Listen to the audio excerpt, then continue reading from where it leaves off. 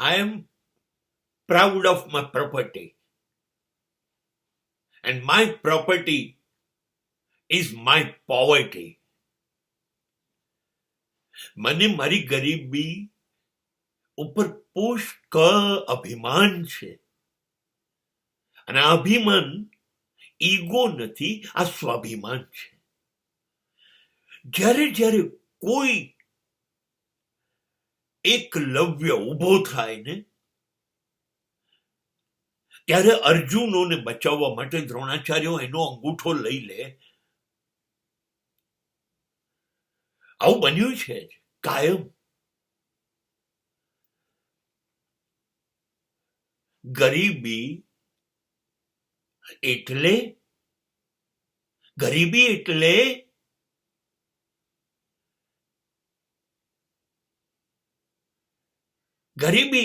તમારી પાસે જમીન, મકાન, ગાડી, સંપત્તિ, સત્તા, સમૃદ્ધિ, પ્રતિષ્ઠા આ બધું નથી એટલે ગરીબી. અને અમીરી એટલે આ બધાના ઢગલા ઉપર તમે બેઠા છો એટલે અમીરી.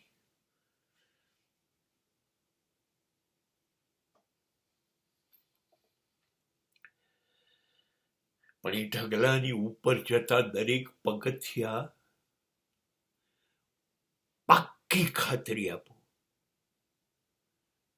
અસત્ય, અનીતિ, અન્યાય અને અધર્મ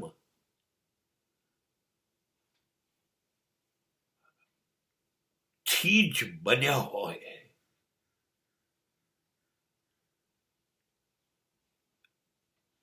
અને સત્ય, ન્યાય, નીતિ, ધર્મથી બનેલા ફૂટપાથથી આ ઝૂંપડાઓમાં દરેક રોટલામાંથી પરસેવાની સુગંધ આવતી હોય.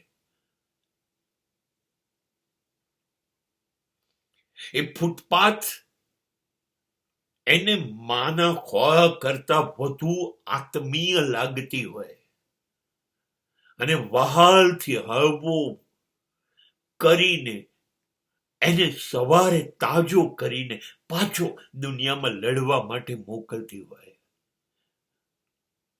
રોજ સાંજે એ મરે, પીડાઓનો ઉકેલ ના મળે એટલે મરે. બીજે દિવસે પાછો ઊભો થઈ જાય, એક પીડા, એક વેદના સામે લડવા માટે. સૂર્ય ઉગે ને એના પ્રકાશમાં પોતાની જાતને અજવાળીને પાછો નીકળવી પડે પોતાનો પરસેવો ચારે બાજુ રેડવા. આ અમીરી છે.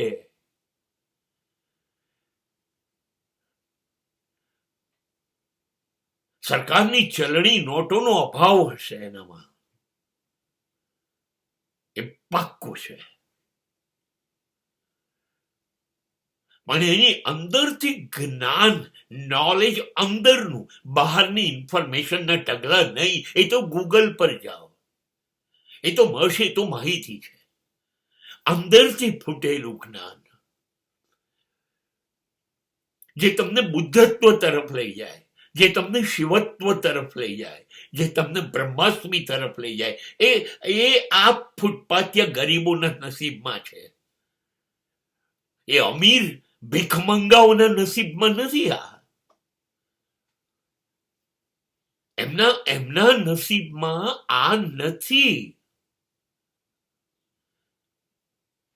એમના નસીબમાં આ ગરીબી છે.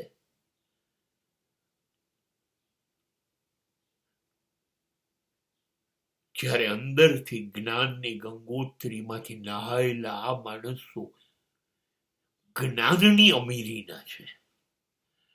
હા, જેની તમને ટેવ છે ને, બંગલા, ગાડીઓ, સંપત્તિ, સમૃદ્ધિ,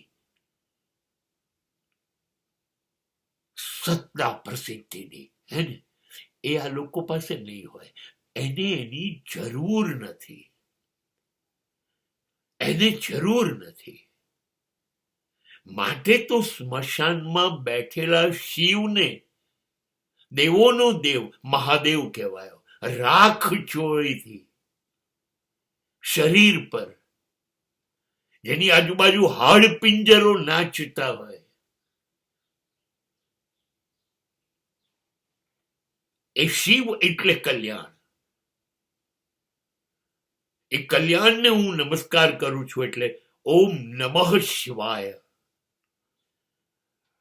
એક વૈરાગ્ય સ્મશાન રાખ ચોરનારા હાડ પિંજરોની વચ્ચે રહેનારા પાસે હોય.